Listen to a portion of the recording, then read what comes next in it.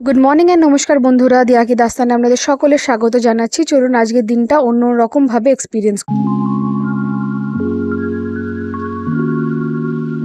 আজকে 5 তারিখ, বছরের প্রথম রবিবার। বেরিয়ে পড়েছি ছোট্ট একটা ট্রাভেল করার জন্য। তবে তেমন দূরত্ব নয়, তবে কোথায় যাই, কখন যাই, কিভাবে যাই সেটা পুরোটাই ডিটেইলে শেয়ার করব। তবে এখানে আমি কিছুক্ষণ ওয়েট করছিলাম শিয়ালদা স্টেশনে। আর এখানে অনেক কিছু কাগজপত্র ম্যাগাজিনস নিয়ে বসেছে। তো ভাবছিলাম যে কি নেওয়া যায়। দাঁড়িয়ে দাঁড়িয়ে 5-10 মিনিট দেখলাম অনেকে অনেক কিছু নিচ্ছে। তবে পুরো দুনিয়ার খবর নেওয়ার জন্য এখন মোবাইলটাই আমাদের সবার ভরসা। তবে তার বাদ দিয়েও যে অনেক কিছু থাকতে পারে সেটাও আমাদের কাছে অজানাটা নয়। ভাগ্যফলটা এই জন্যই চুজ করলাম কারণ মানুষ সবসময় ভাগ্য নিয়ে খুবই কনসার্ন থাকে। অ্যাস্ট্রোলজি কি হতে চলেছে সবাই খুবই কিউরিয়াস থাকে। ভাবলাম যে নেব বইটা, তাহলে ট্রেনে একটু পড়া যাবে। তা বললাম থাকুক, যা হবে তাই হবে। তো এই হচ্ছে আমাদের শিয়ালদা স্টেশন। আমি ছোটবেলায় এসে এসেছিলাম বাবার হাত ধরে যখন যাচ্ছিলাম দার্জিলিংয়ে। তবে এত বছর ঘুরে আবারও এই স্টেশনটাকে অন্যভাবে দেখা। কত দোকানপাট, কত কিছু ওয়েটিং রুম, কত খাবার দাবারের জায়গা, কি যে হয়ে রয়েছে আলাদাভাবে, সেটা জাস্ট চেনাই যাচ্ছে না। আমি কোনোদিনও ভাবতে পারিনি যে এতটা ডেভেলপ থাকবে এই স্টেশনটা। মেবি কিছুটা ছিল যেটা আমার মনে নেই, যেহেতু অনেক ছোটবেলায় আসা। দেখলাম কেএফসিও। বালিগঞ্জ স্টেশন থেকে শিয়ালদা স্টেশনে এসে আমরা করেছিলাম ব্রেকফাস্ট। তারপরে স্টেশনটা একটু টুকটাক করে ঘুরে দেখে আবার কেটে নিয়েছিলাম স্টেশন থেকে টিকিট। টিকিট নিয়ে আমরা যাচ্ছি কোথায় নিশ্চয়ই বলবো। তবে ঝটাপট আগে ট্রেনের জন্য টিকিটটা কেটে ফেলা যাক, কারণ টিকিট ছাড়া কখনোই ট্রেনে ট্রাভেল করাটা উচিত নয়, কারোরই নয়। তো চলুন লোকাল ট্রেনের জার্নি আজকে আপনাদেরকে দেখাবো আপনাদের সাথে। তো ফাইনালি ট্রেন ছেড়ে দিয়েছে। এটা হচ্ছে আপনার রানাঘাট লোকাল। আমরা যাচ্ছি সোদপুরে। সোদপুর এখান শিয়ালদা থেকে অলমোস্ট 4 থেকে 5টা স্টেশন, তার চেয়ে বেশি নয়। আর এই লোকালসের মাঝখানে লোকালসের মতন করে ট্রাভেল করাটা একটা আলাদা এক্সপিরিয়েন্স লুকিয়ে রয়েছে। সেটা সাধারণ ভাবে বা স্বাভাবিকভাবে সবসময় এক্সপিরিয়েন্স করে ওটা হয় না, যারা আমরা শহরে থাকি বা সাউথ কলকাতায় থাকি। তো আজকে আমাদের সবারই এক্সপিরিয়েন্সটা আরেক রকম ভাবে আপনাদের কাছে তুলে ধরছি ওভার দ্য স্ক্রিন। ট্রাভেল করতে করতে পেয়ে গেলাম এই টুকিটাকি কিছু জিনিস। টক ঝাল আমলকি মাখা, শীতের জন্য পারফেক্ট ব্লেন্ড। তারপরে একটু বাদাম পেয়েছিলাম, নুন দিয়ে মাখা সুন্দর বাদাম। তবে বেশি নয়, কিন্তু টুকটাক করে খেতে খেতে টাইমটা অনায়াসে কেটে গেল। তারপরেই নেমে পড়লাম সোদপুর স্টেশনে। সকালের শীতটা বেশ ভালোই ছিল, দারুণ আমেজ। আর শীতকালে সকাল সকাল যদি ট্রাভেল করা যায় তাহলে মনটা বেশ সুন্দর লাগে, বেশ ফুরফুরে লাগে। তো চলুন আমি এখান থেকে শুরু করি। আমাদের একটা ধাপ হয়েছে, এখান থেকে আমরা পৌঁছে যাব কোন্নগর সোদপুরের ফেরিঘাটে, পানিহাটি ফেরিঘাট সরি। তো ওটার জন্য আমাকে নিতে হবে একটা টোটো। তো নতুন জায়গা, ডেফিনেটলি আমি এই দিকটায় কোনোদিনও আসিনি। এখানে আমার কাকিমণির বাপের বাড়ি। তো সেখানে হয়তো ছোটবেলায় এসেছিলাম, তবুও গাড়ির রাস্তায়। আর এদিক দিয়ে আসছি, সেটাও অন্যভাবে আসছি, অন্যরকম ভাবে এক্সপিরিয়েন্স হচ্ছে। কারণ যখনই আপনি লোকালি ট্রাভেল করেন তখন অনেক কিছু আপনার কাছে ব্যাপারটা ক্লিয়ার পিকচার হয়ে যায়। তো এখানে মন্দির দেখলাম। আর তারপরে সুন্দর সামনে গঙ্গার ঘাট আছে। তো চলুন ঘাটটা দেখা যাক। একটা কমপ্লিটলি ডিফারেন্ট এক্সপিরিয়েন্স হতে চলেছে। আর সকালবেলা, শীতের সকালে, অলমোস্ট বেলা হয়ে গেছে, সকালটা বলা উচিত নয়, বাট হ্যাঁ 12টাটা এখন সকালই বলতে গেলে, ছুটির দিনে। তো এই হচ্ছে আপনাদের গঙ্গার পাড়, এদিকে পানিহাটি যেখানে আমি দাঁড়িয়ে আছি। আর উল্টো দিকেই হচ্ছে কন্যঘর, আমার মামার বাড়ি, দিদা দাদু আছেন ওখানে। এই ছোটবেলারই নস্টালজিয়া গুলো রয়েছে। তবে আমি মামার বাড়ি যখন যেতাম তখন গঙ্গার পাড়ে বসে থাকতাম। দিয়ে আমি লঞ্চ যাচ্ছে সেগুলো দেখতাম। তখন নৌকাও ছিল। এখন তবে নৌকা যায় না, এখন প্রপার একদম সেফটি গার্ডওয়ালা লঞ্চই যায়। তো আজকে আমি লঞ্চটাই চাপবো, লঞ্চ চেপে আমি যাব মামার বাড়ি, পৌঁছাবো ওখানে দাদু দিদার কাছে। কাজে আর ব্যস্ততার মাঝখানে এই এক্সপিরিয়েন্সটা করে নেওয়ার জন্য টুক করে একটু সময় কেড়ে নিয়েছিলাম নিজেরই জীবন থেকে। তবে এই এক্সপিরিয়েন্সটা হলো শীতের বেলায় আর গঙ্গার ধারে, সেটা একেবারেই একটা চ্যাপ্টারে গোল্ডেন ডেজ হিসাব করে থাকবে। তারপরেই চলে এলাম চায়ের দোকানে। মনটা খুব চা চা করছিল। দোকানে ছিল সেই ছেলেবেলার সব স্মৃতিগুলো, বেকারির বিস্কিটস, বাপুজি কেক আর অনেক কিছু, তার সাথে গরম গরম চা। তো ডেফিনেটলি এখানে মানে মিস করা যাবে না, পুরো ব্যাপারটাই ওই সেই ছেলেবেলার সেই নস্টালজিয়াতে ফিরে যাওয়ার ব্যাপার। কারণ আমরা এই সব কিছুই খেয়েছি, সব কিছু টেস্ট করে বড় হয়েছি। ডেফিনেটলি আজকালকার জামানা যেটাকে নাইনটিজের বাচ্চা বলে। তো চলুন গরম গরম চায়ে চুমুক দেওয়া যাক। আর তার সাথে শীতে মানে আমাকে তো দেখতেই পাচ্ছেন পুরো ভাল্লুকের মতন হয়ে আমি জাস্ট ঘুরছিলাম, কারণ ঠান্ডা তার সাথে মানে কুয়াশা সব কিছু মিলিয়ে মিশিয়ে, আর আমার 12 মাসের সর্দি যেটা আমি নিয়েই ঘুরে থাকি। তো তার সাথে গরম গরম চাটা জাস্ট একটা মানে কমফর্ট জোন ক্রিয়েট করে দিয়েছে। তারপরেই আমরা এগিয়ে গেছি টিকিট কাটতে, কারণ টিকিট ছাড়া কোনো মানে পাবলিক ট্রান্সপোর্টে ট্রাভেল করাটাই একেবারেই উচিত নয়। তো এখানে পানিহাটি কোন্নগর ফেরিঘাটে আমরা পৌঁছে গেছি। এখানে হচ্ছে টিকিট ঘর। প্রত্যেক যাত্রী পিছু ৮ টাকা করে ভাড়া। তো আমরা ছোট ছোট খুচখাচ করে যেভাবে আমরা ঘুরে এলাম, তো খুব মিনিমাল প্রাইসের মধ্যেই আমরা চলে এলাম। আর লঞ্চটা আমার যেরকম ছোটোবেলা থেকে তেমনভাবে চড়ে ওঠা হয়নি। একবারই আমার মনে আছে মিলেনিয়াম পার্কে আমার বড় পিপি পিসেমশাই নিয়ে গেছিলেন একটা ছুটির কোনো দিনে। সেখানে ময়ূর পঙ্খী নৌকা আমি চড়েছিলাম। তারপরে জাস্ট লঞ্চ দেখা। আর মাঝখানে হয়তো একবার সুন্দরবনে আমরা ঘুরতে গেছিলাম, বাবা নিয়ে গেছিলো। অনেক আঙ্কেল আন্টি সবার সাথে গেছিলাম আমরা ঘুরতে, তখন ওই লঞ্চে চাপা হয়েছিল। বাদবাকি এত বছর পরে আবারও একটা এক্সপিরিয়েন্স। তো সেটা যেহেতু একা করব, তখন সেটা জিনিসটা আরও মনে থাকবে, যে বিকজ আমি নিজে টিকিট কাটছি, নিজে যাচ্ছি, একদম ঝকঝকে একটা ফ্রেশ মেমরি হিসেবে থাকবে। তো চলুন এক্সপিরিয়েন্স করা যাক।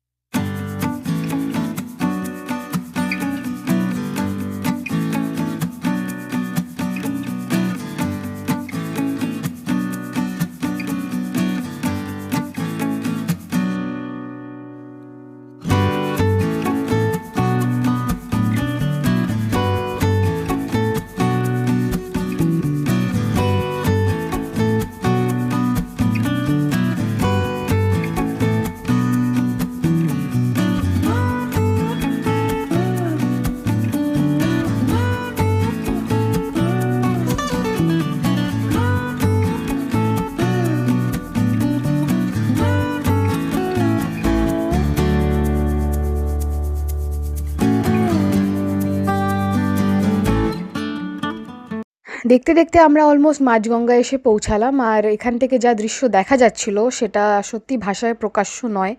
যারা প্র্যাকটিক্যালি এসে এক্সপিরিয়েন্স করবেন তাদের আরও বেশি তারা বেটার বুঝতে পারবেন যে এক্স্যাক্টলি আমরা কোন মোমেন্টে ছিলাম, কীরকম মানে লাগছিল আবহাওয়া বাতাসটা। যে কজন লঞ্চে প্রেজেন্ট ছিলেন সবাই এই সিনটার খুবই মানে তারিফ করছিল, যে এত সুন্দর মানে কুয়াশায় ঢাকা গঙ্গার ওপরে, একদিকে পানিহাটি একদিকে কোনো মানে দুপার দুদিকে, আর জাস্ট ক্লিয়ারলি ভিজিবল নয়, ঠান্ডা হাওয়া চলছে লঞ্চের মধ্যে, হালকা আওয়াজ, মানে সিরিয়াসলি ইট ইজ মেসমারাইজিং।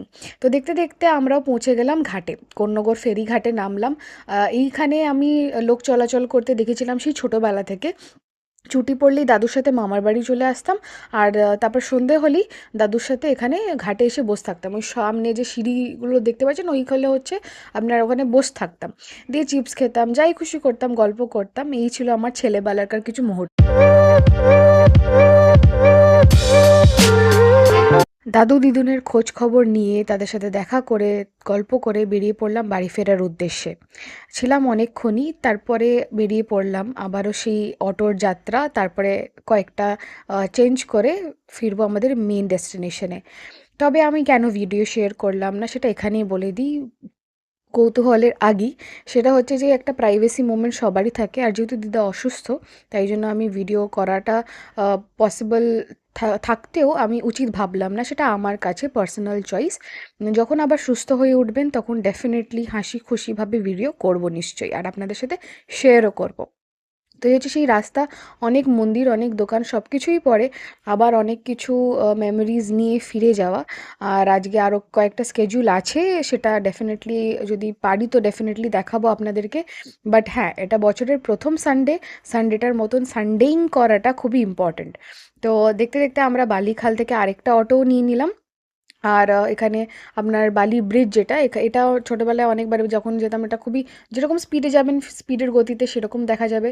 আর সবথেকে বড় হচ্ছে ওইদিকে মা আছেন, মায়ের দর্শন দক্ষিণেশ্বরের শুধুমাত্র এইটুকুনি থেকেই যতটুকুনি দর্শন হলো ততটুকুনি দেখা। আর যেটা আজকে মানে রবিবার বলে, আর প্রথম রবিবার যারা 1 তারিখে মেবি চান্স পাননি তারা আজকে এসছেন। আর আজকেও ভিড়টা খুব কম নয় কিন্তু। তো ফাইনালি আমরা মেট্রো স্টেশনে পৌঁছালাম। আর টিকিটের প্রয়োজন নেই কারণ কার্ড ছিল। তো আমরা অলমোস্ট ওপরেই চলে এসেছি, আর এখন মেট্রো ট্রেনের অপেক্ষা। এখান থেকে সোজা নামবো হচ্ছে আমরা কালীঘাট মেট্রো স্টেশন, যেটা খুবই এফিশিয়েন্ট অ্যান্ড এফেক্টিভ। আর দেখতে দেখতে 40 মিনিট, কারণ প্রত্যেকটা স্টেশনে যেরকম যেই টাইমে হল্ট করে, রবিবার বলে ভালো রকমই ভিড় সব কিছুই ছিল। তো এবার বাজে হচ্ছে 3:30, মানে 3:15-20 আমরা নেমেছি। তারপরে যতটুকুনি ওয়াক করে আসতে লাগে, বেরোতে যতটুকুনি টাইম লাগে। তো 3:30 খিদে খুব পেয়েছে, মানে মারাত্মক। লাঞ্চের জন্য আমরা পৌঁছে যাচ্ছি তরুণ নিকেতন। এটা আমরা আগেও এসেছিলাম দশমীর দিনকে। আর এখানে খাবার দাবারের প্রাইসিং তো আপনাদেরকে বলেওছি, টেস্টও ভালো রকম এখানে থাকে। পেঁয়াজ রসুন ছাড়া খুবই সিম্পল খাবার দাবার পাওয়া যায়, ভেজ ননভেজ দুরকমই, বাট পিওর বাঙালিয়ানা জিনিসপত্র পাওয়া যায়। খুব এক্সট্রাভ্যাগেন্সা আপনার এক্সপেক্ট করাটা উচিত নয়, কিন্তু সাদা মাটা জিনিস যেটা বলে একদম সিম্পল ডেইলি লাইফ, তার মধ্যে থেকেই এখানে কিন্তু তুলে ধরা হয় অনেক রকমের রেসিপিস, অনেক রকমের ইনগ্রিডিয়েন্টস সহ করে অনেক কিছু, মানে কলকাতার ইতিহাস and everything you can see of. So এখানে কলা পাতা আপনি দেখতেই পাচ্ছেন। তো সঙ্গে সঙ্গে এখানে লেবু নুন সেটাও দিয়ে দেওয়া হয়েছে, পরিবেশনের কোনো ত্রুটি নেই।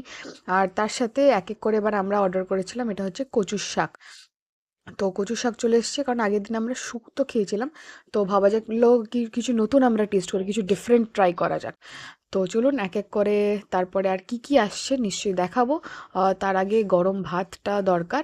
তো সেটা আপনি পরিমাণ মতন আপনি বলতেই পারেন, সেটা যাচাই হয়। আর তার সাথে সাথে যেটুকুনি মানে টেস্ট করার মতন যেইটুকুনি রাইস দরকার সেইটুকুনি নেওয়া। বাদবাকি আপনারা দিতেই পারেন। প্রত্যেকটার প্রাইসিংও খুবই বেসিক বলে দেওয়া হবে। আর যেহেতু আমরা একটু মানে অলমোস্ট 4:30 অবধি ওদের লাঞ্চ চলে তরুণ নিকেতনে। তো এখন যেটা যেটা মানে কোয়ান্টিটি অ্যাভেলেবেল ছিল, কারণ আজকেও কিন্তু প্রায় অনেকটাই ভিড় ছিল, অনেকটা টেবিলই রিজার্ভ ছিল। তো ফাইনালি এখানে হচ্ছে কচু শাক, চলুন টেস্ট করা যাক কেমন হয়েছে, কেমন কি বৃত্তান্ত খেতে। ডাল নেওয়া হয়েছে, নর্মাল মুসুর ডালও রয়েছে। আর এই হচ্ছে কুচো চিংড়ির বড়া ভাজা। তো এটা আমি স্বাভাবিকভাবে টেস্ট করিনি, বাট এটা ফার্স্ট টাইম আমার লাইফে। তো এটা টেস্ট করে দেখি চলুন কেমন লাগে খেতে। মুচমুচে আর জাস্ট দারুণ খেতে। ঝাল নেই এর মধ্যে, লঙ্কা কুচি কিছু দেওয়া নেই, বাট স্বাদটা মারাত্মক। মানে ডাল দিয়ে মেখে আপনি যদি ভাত খান তার সাথেই একটা বড়া, মানে একদম জাস্ট ফাটাফাটি জমে যাবে ব্যাপারটা। তার সাথে আরও অনেক কিছু অপশনস তো ছিলই, সেরকমগুলোও চলে আসছে এক এক করে। তো চলুন দেখিয়ে দেওয়া যাক। এখানে মাছের কারিও এসছে, তার সাথে আমি ভেটকি পাতুরি নিয়েছিলাম। বাড়িতে তো অনেকবার আমি টেস্ট করেছি, মা অনেকবার বানিয়েছি ছোটোর থেকে, অনেকবার আমরা খেয়েছি।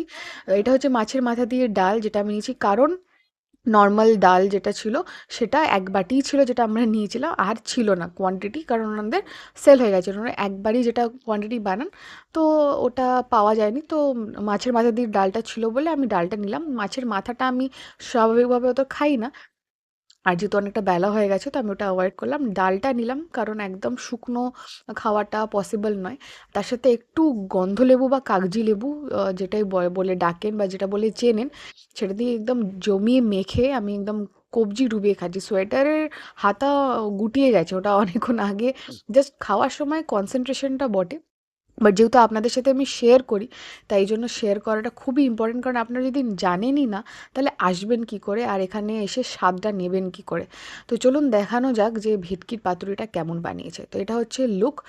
ওরা যত সুতো টুতো আছে সেগুলো কেটে কুটেই দেয়। মাছটা সফট ফ্রেশও আছে, খেয়ে দেখা যাক। তো আমার ভেটকি মাছ ভালোই লাগে, খুবই ভালো লাগে খেতে। তার সাথে সর্ষের যে ব্যালেন্স সেটা প্রপার দিয়েছে, একদমই তেতো লাগছে না, যেটা অনেকজনেরই মানে চিন্তার বিষয় হতে পারে। তো সব কিছু খাওয়া দাওয়ার পরে শেষ পাতে এসছে আমের চাটনি। সিজনাল তো ব্যাপারটা নয় এখানে, আমের চাটনিটা ইউজুয়ালি বানানো হয়, বানিয়ে এসে থাকা হয়, তাই জন্য আমরা ওটাই নিয়েছিলাম। আর নেওয়া হয়েছিল পাঁপড়। তো শেষ পাতে চাটনি পাঁপড় বিনা খেয়ে একদমই পাতটা পরিষ্কার হয় না বা পাতটা কমপ্লিট হয় না, খাওয়াটাও কমপ্লিট হয় না। তো বাঙালিয়ানার খাওয়ার তো এটা হচ্ছে শেষ একদমই। মিষ্টি মুখটা আমরা আপাতত করছি না, কারণ পেট অলমোস্ট অলমোস্ট না, অনেকটাই ভরে গেছে প্রায়। টুকটাক করে সব কিছুই টেস্ট করা হলো, আবার কোনো একদিন নিশ্চয়ই আবার ফিরবো। আরও বাকি যা মেনু আছে লিস্টে, সেগুলোকেও কোনো সময় নিশ্চয়ই ট্রাই করা হবে আর আপনাদের সাথে শেয়ার করা হবে। খাওয়া দাওয়ার পর এগিয়ে গেলাম আমরা লেক মার্কেটের দিকে। আবার আমাকে আরেকটা জায়গায় যাওয়ার ছিল, আর চোখে পড়লো অনেকগুলো বাজার বসেছে। মিনি মিনি বেগুন দেখলাম, এটা দিয়ে মাস্ত মানে সর্ষে পোস্ত কালঞ্জি দিয়ে যদি একটু ঝাল মতন করা হয় শুকনো শুকনো, হেভি লাগবে মানে এই শীতে। আর কুচো মোচা এঁচোড় সব রাখা আছে, থোর রাখা আছে।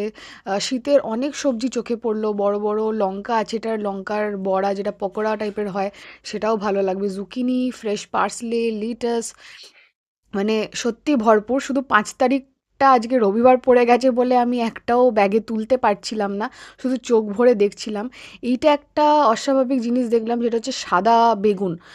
এটাকে মানে আমি অনেক রিসার্চ করার পরে জিজ্ঞেস করলাম, কারণ আমার চোখে এটা ফার্স্ট টাইম।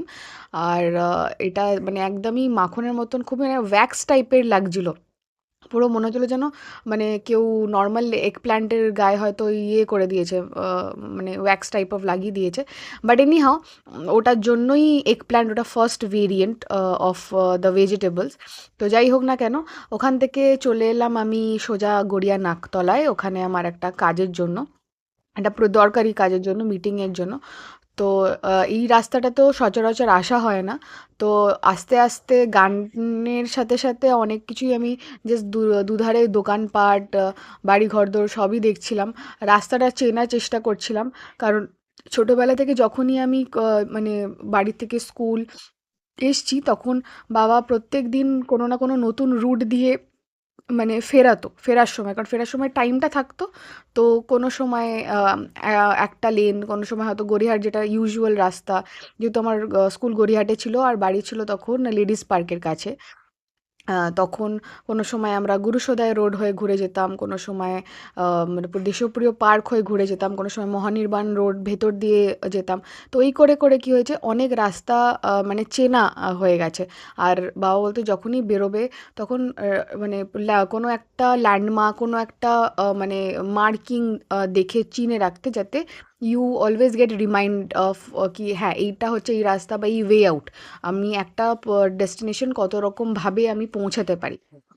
সো এনিহাউ, চলুন, আমি যে জায়গায় পৌঁছানোর কথা আমি সেই জায়গায় অলমোস্ট এসে গেছি। বাকিটা আপনাদের সাথে আবার কিছুক্ষণ বাদে শেয়ার করছি, ততক্ষণে আমি আমার কাজটা ঝটপট করে কমপ্লিট করে নিই। কাজটা শেষ হলো আর আমি আর নিথু এখানে বেরিয়ে পড়লাম হচ্ছে বাড়ি ফেরার দিকে। মানে ফাইনালি এখন যে কাজটা করার ছিল সেটা হয়ে গিয়ে আমরা এগিয়ে যাচ্ছি। গড়িয়া বাজারের কাছে এসে দাঁড়ালাম, কারণ এখান থেকেই পাবো বাসটা। তো অনেকক্ষণ ধরে মনটা চা তেষ্টা পাচ্ছিল। তো এখানে একটা দাঁড়ালাম চায়ের দোকানে, চাটা খেয়ে মানে এই শীতে, এই ঠান্ডাতে বেশ মজা লাগলো। আর নিথু এলো, নিথু এই ডেস্টিনেশনে ছিল, মানে ওখানেও এলো।